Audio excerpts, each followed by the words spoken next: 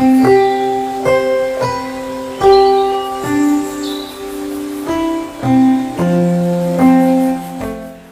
मेरा नाम डॉक्टर नीतीश गर्ग है और मैं consultant physician and gastroenterologist Moradabad Divya Jyoti family care clinic Sai मंदिर रोड पर स्थित हूँ। आज मैं आप सबसे एक छोटी सी बीमारी ब्लड प्रेशर के बारे में कुछ डिस्कस करने जा रहा हूँ। ब्लड प्रेशर एक बहुत ही आम बीमारी है और काफ़ी लोग इससे जूझ रहे हैं, काफ़ी लोग इससे ग्रसित हैं। और ब्लड प्रेशर के होने के कारण या उससे बचने के उपाय, उसका ट्रीटमेंट किस तरह से किया जाता है और उसका ट्रीटमेंट नहीं होने से क्या कॉम्प्लिकेशंस हो सकते हैं, इसके बारे में कुछ हम आज डिस्कस करने जा रहे हैं।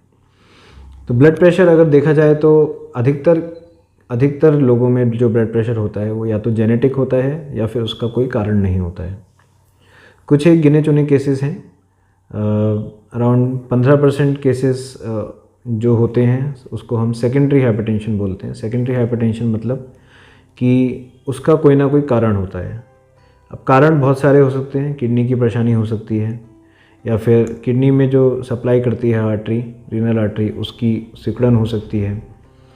उसके अलावा कुछ एड्रिनल ट्यूमर्स होते हैं, फियोक्रोमोसाइटोमा बोला जाता है उनको, उससे भी हो सकता है।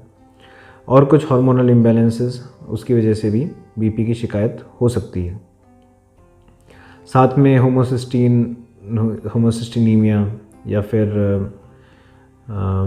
कोलेस्ट्रॉल ज़्यादा बढ़ने की वजह से भी बीपी की शिकायत होती है।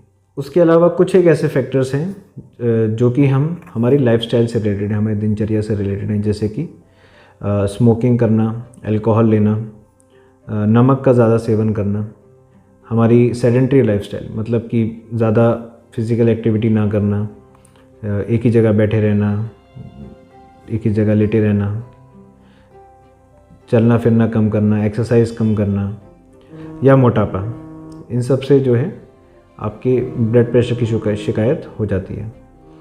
अब ब्लड प्रेशर अगर आपको परेशानी है तो उसको पता कैसे चलता है, उसके लक्षण क्या होते हैं? ज़्यादातर लोगों में ब्लड प्रेशर का कोई लक्षण नहीं होता है और वो रूटीन चेकअप पे ही पता चलता है कि आपको ब्लड प्रेशर की शिकायत हो रही है।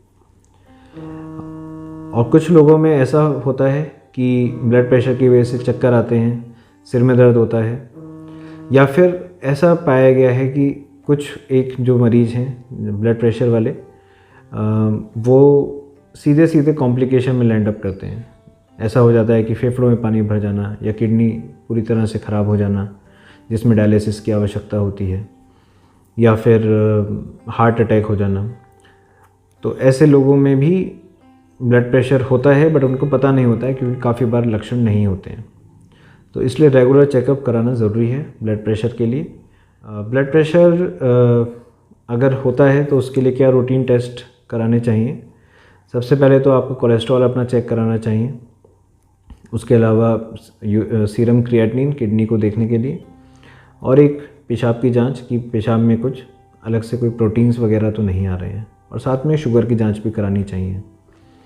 अगर बीपी की शिकायत है तो एक ईसीजी अवश्य कराएं, क्योंकि ईसीजी से पता चलेगा कि खाली बीपी की शिकायत है या फिर हार्ट में भी कोई परेशानी आ रही है। अगर ब्लड प्रेशर की शिकायत है तो उससे बचने के लिए, उसका कंट्रोल करने के लिए आवश्यकता हमें है कि हम नमक का सेवन कम करें और हमारी जो तली हुई चीज़ें हैं उनको कम करें, मसाले कम करें, और अपनी जो दिनचर्या है उसको थोड़ा और एक्टिव करें। सुबह शाम वॉक पे जाएं या फिर कुछ एक्सरसाइज करें। इससे जो है आपका बीपी कंट्रोल में रहेगा। अगर बीपी की शिकायत है और कंट्रोल में नहीं आ रही है तो फिर हमें दवा की आवश्यकता होती है। दवा जनरली काफ़ी लंबे समय तक चलती है ब्लड प्रेशर की। ऐसा नहीं है कि आपने 4 दिन दवाई खाई और बीपी आपका ठीक हो गया, ऐसा कभी नहीं होता है।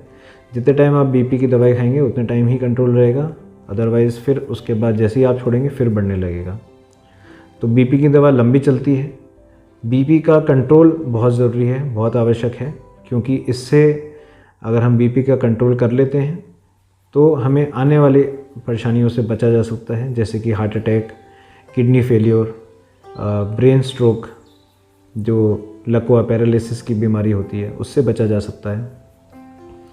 उसके अलावा आँखों में परेशानी हो जाती है। एक परेशानी बोलते हैं CRAO, central retinal artery obstruction, जो कि जनरली हाई ब्लड प्रेशर के साथ एसोसिएटेड होती है। तो एकदम से आँखों के सामने अंधेरा छा जाना भी एक ब्लड प्रेशर बढ़ने का लक्षण हो सकता है।